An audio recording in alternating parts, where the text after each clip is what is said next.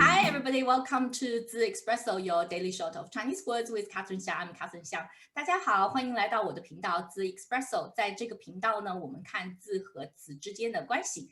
In today's new interview series called 名师讲坛, I'm extremely pleased to welcome Shao Wei 老师 from University of Cardiff of joining us. So if you're new to this channel, 名师讲坛, we actually invite fellow Chinese educators and professional teachers who have wide rich experience to come share about their research, their teaching methodology, as well as top tips to any learners of Chinese. So Shao Wei 老师, can you say hi to friends of the Espresso? Hello guys, I'm honored to be here today, invited by my dear friend Catherine. I'm just here to share some practical tips of learning Chinese with you today. Hopefully you'll find them helpful.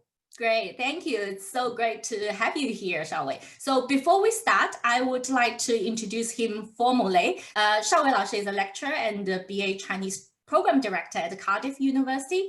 He has been an associate lecturer at the Open University for a number of years and is highly experienced instructor in distance learning. He has also taught in the BA program at University of Manchester, University of Leeds, University of Sheffield, at several British private and public secondary schools. So he's got wide range of experience in higher education as well as in schools. And his research interests are in the area of second language pedagogy and second language acquisition. So today he's joining us to talk about a very interesting project that he's involved at the University of Cardiff. It's about reflective skills. So I'm going to pass it over to him to tell us a little bit more about his research. So what I'm going to talk about today is something called self-reflective learning portfolio. It's what we are offering to our students at Cardiff for primarily year one students. It's basically, a portfolio is essentially a collection of your work as a student. So a keep record of your learning journey. So it's nothing fancy. It's basically a folder of files inside. Okay, so it's quite simple. So I just share some theory behind this idea. We want to create a learning platform which is student-centered. So it's learner-centered. So they take ownership of their own learning. So they are the primary role in this assessment. So they are in charge of all the content that goes in. So rather than being a teacher-centered learning approach, this is a student-centered learning approach. Okay, so I'll just give you some snapshots of this portfolio and you will get a taste of what it looks like, okay? So basically, like I said, it's a collection of a student's work. So it has a few things. We recommend them to label them into categories. So they will start with a summary checklist. In different categories, they would perhaps put character practice sheet and teaching materials, handouts, notes that they take during the lectures. And also they will collect their coursework, so including translation tasks, exercises that they do during the class, and also we get them to write essays every week, so they keep track of those too. And lastly, we have a workbook for them to complete each week's lesson, but that's not part of the portfolio. It's just remind them to keep on top of that. Okay, so like I said, these contents are highly personalized. They decide what goes in, so they can choose the character they find challenging or new to them, because our students come in with different levels. Some of them are complete beginners, some of them are lower intermediate, some of them are intermediate. So certain characters might be new to some, while they might be not so challenging to others. So they practice the one that they find challenging.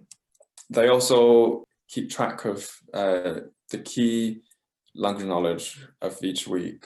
Okay, so here you can see that they keep track of the key vocab, the key sentences, and also the language patterns.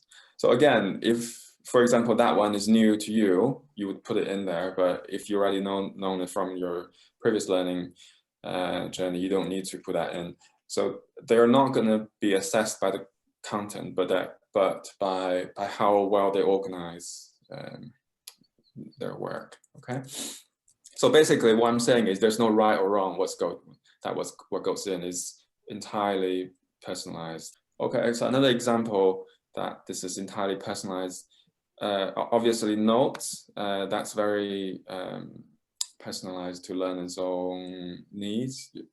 During the lecture, whatever they find useful, they find practical, they just put in the portfolio. Okay, so and then when it comes to revision, they know where to go, and all of their work is in one place. So it's really practical when it comes to preparing for assessment towards the end of the year. So I did also mention that they do lots of drills during the week. So this is some translation drills, and this is their essays. As you can see, these essays include feedback from the tutors. So they keep a draft version in there, and then they keep a corrected version afterwards, so they can see all the amendments were implemented, and they can keep track of how they progress. Okay. So again, if they have lots of errors in their work, they won't get marked down for that.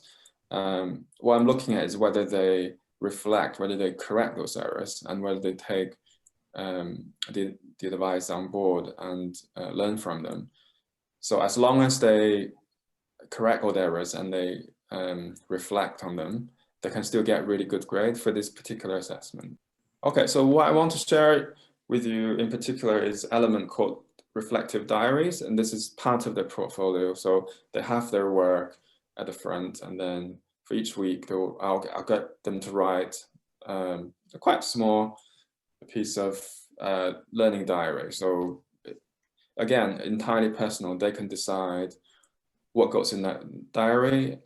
It could be their reflection of the week, what they found difficult, what they found easy, or any learning tips that they took from the tutors or from their course mates. Yeah, so anything can go in there. So I just want to encourage them to practice the skills of reflection, because we want them to be reflective learners.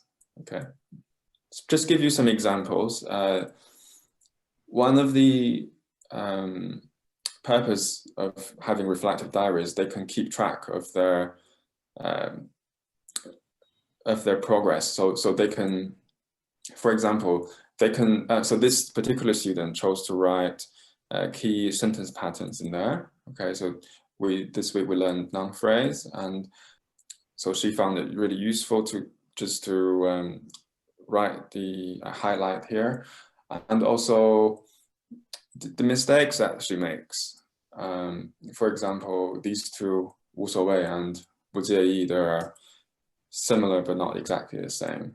Okay, and also, so she received feedback from a tutor saying, okay, please, in your essay for this week, please try to use as much knowledge you've picked up in your classes. So use them while the memory is fresh. So these are some feedback from tutors, and she's written them here as a reminder of her work in the future. So that's one type of reflective diaries. Okay, so this student wrote, so she found some characters a bit hard to learn at first, but after Tuesday lesson, I found it quite easy. Okay, so yeah, so she found certain characters and certain grammar points are hard at first, but after Tuesday lesson, she found it really easy. So Tuesday lesson is when we have our grammar class. So we go through all of the new language knowledge with the students. So to her, I think maybe she will focus on what's being taught on Tuesday on a weekly basis, so, because she found this particular session really useful. And also for me as a tutor, I find it really reassuring that that on Tuesday, you know, the students actually finding it helpful. So that's a great feedback for me, because so I know Tuesday is really essential for them. So I put lots and lots of preparation when I deliver that particular language session. Okay, so it's a great feedback from the students.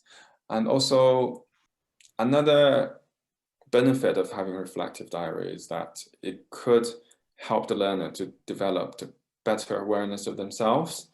Okay, so because we want them to be independent learners, because in higher education, that's the biggest transition from school to higher education is at university, you're expected to become more independent learners. There'll be less being told what to do, but more learners taking their own initiative. Okay, so I'll give you again some examples. So this student in her diary, or his diary, I can't remember. So yeah, you can tell he reflected that first he found it hard, but then he found through actually using the language knowledge in his essay, in his writing. So when he writes a piece of text, there's a context in there, and then so the knowledge actually comes to life to him. And then he's got the hang of it. So he found learning language knowledge through writing essays is a good way of learning. But so this might not apply to everybody, but to him, he found it useful, and that's all I wanted to see. And also, he's finding reading a bit easier.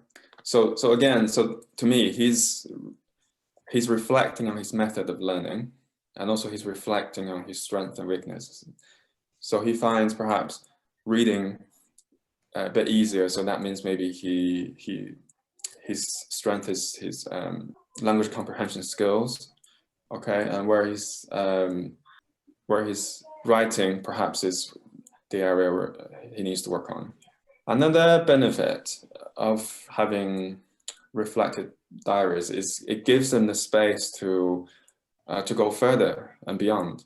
So I'll give you some examples. Okay, so this student, she learned a particular language pattern this week. Okay, so this particular week we learned complement, so verb and directional complement. Okay, so she realizes that this particular language structure does not exist in English, but it does in Chinese.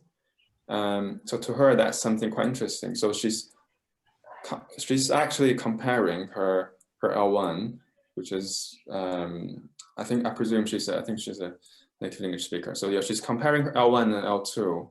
Okay, and she's doing her own contrastive analysis, which will help her when it comes to learning a new language, because often your L1 will cause errors in your L2 because of language transfer. So to her, she's really aware of difference between her L1 and L2. So I did not ask her to do that.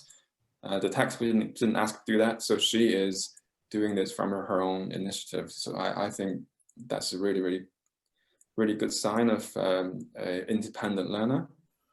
Okay, this student is really interesting.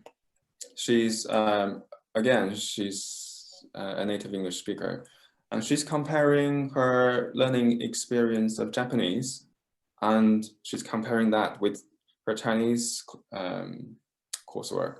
So I did not realize she's actually doing Japanese as well as Chinese. So she's comparing between her L2 and L3. So she's even going further beyond. Okay, so there's no way I could ask her to compare her L2 and her L3. I didn't even know she had L3. Okay, so this is a great evidence of her new awareness of how the phonetic properties of a foreign language impacts on learning, because she's reflecting on the two pronunciation of dua and de.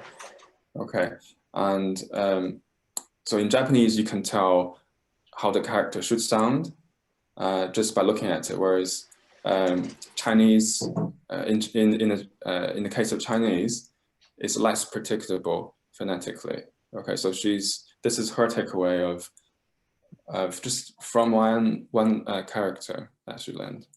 So to me, that's really impressive that she's going further and beyond, and she's becoming an independent, reflective learner. I think that's all the examples I want to share with you. Thank you so much for sharing this really interesting approach. And I can see the benefit both to the students as well, like you said, some feedback to what works very well in the classroom as well. So I'm very curious with the category at the beginning that you show. So for example, the vocabulary list, the grammar, and the translation, different things that they include into the portfolio. Is this something designed by you, or students decided this is the category that they're going to include in their coursework? Right, yeah, so we came up with the categories just because in our weekly lectures, that's what we expect them to practice on. So we get them to write a piece of essay every single week. That's why we want to see them in the portfolio. I think it's a great idea that that you just mentioned, that we should create maybe a free section of, they can decide what goes in. So, I see. I was actually, wanted to say it's a very good structure, because I think it actually provides a sense of achievements to students, and also enable them to understand, oh, I've been developing different skills through different categories. So it does actually provide them a focus. So this is, I'm actually, it's not a question for criticizing, but to give compliment to you and the design. But I did notice one thing, is that they seem to be quite heavily focused on written work. So my next question is, do you not want to, maybe invite students to include some audio, like recording they've done, or maybe some video work? I mean, how do you sort of help them to develop speaking skills, which I didn't see 100% in this particular project? Yeah, so you're right. This is primarily focused on the written and comprehensive skills. I think we can do this electronically as well, which will enable us to incorporate audio materials. I think that's a good idea given the current climate, so everything's going online. I think that's a great idea. We do have speaking classes on a weekly basis as well, and we do get them to create videos for their speaking assessment. So at the moment, it's managed separately. So this is just a particular piece of assessment that assess their reflective skills primarily. And also, you did mention that it provides a structure. So the idea is exactly that. We want to give them a good structure of reflecting on a weekly basis and collecting and categorizing different elements of their learning. So we've only introduced this for year one. So the idea is, if once they've become used to this type of learning, reflecting and categorizing and organizing their work, they will benefit from it in the future years. So they're not required to do this when they go to year 2, year 3, year 4. So we hope that they will continue to do this on their own initiative. Yeah, because it's almost like you're providing them a particular learning strategy. So some learners might have, but some learners might be relatively weak on that. But by doing this project, you are actually facilitate their own learning strategy, which is really, really great. And I actually want to also ask you about student attitude, because sometimes, students think, oh, why am I doing all this extra work? They might not automatically see the immediate benefit of the reflective process. So how is that the same kind of experience you may have from some students? If that's the case, how do you, help them to understand this is actually extremely beneficial? Yeah, so we did have that experience. So obviously for some learners, it's quite natural to be very organized. So it's really, if they do this on a weekly basis, it just naturally come together. You don't really need to do anything extra. Whereas if you're not very organized, you can imagine that by the end of the year, they have so much things to put in. So in the first year, we had this problem. So some students complained that there's so much work towards the end because they hadn't been reflecting on a weekly basis. So what they do in the end is before submission, they spend like all night Oh, I see. this portfolio.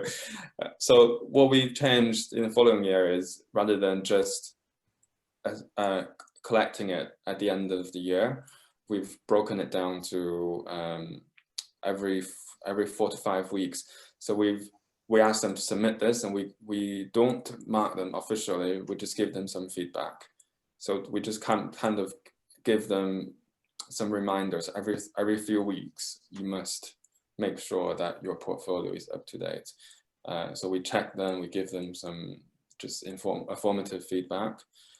But again, it is quite workload heavy. I don't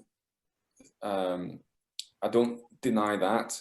So it is actual work for the students. But again, the idea is getting them into the habit of becoming reflective learners, and they only have to do this for 1 year. And the hope is that we'll just naturally do it in the future. I think this is a great way of learning things in general, not just learning languages. You know, anything. We hope they can benefit from this in their professional life after they graduate. You know, you start a new job, you have so much things to learn, and today, you know, you pick up something, and tomorrow you pick up something else, and then if you don't keep them in one place, if you don't reflect, if you don't keep track of what you're learning, it's very hard to progress. It's very easy to forget what you previously learned once you've learned something new. So I think it's you could argue that this is like a really good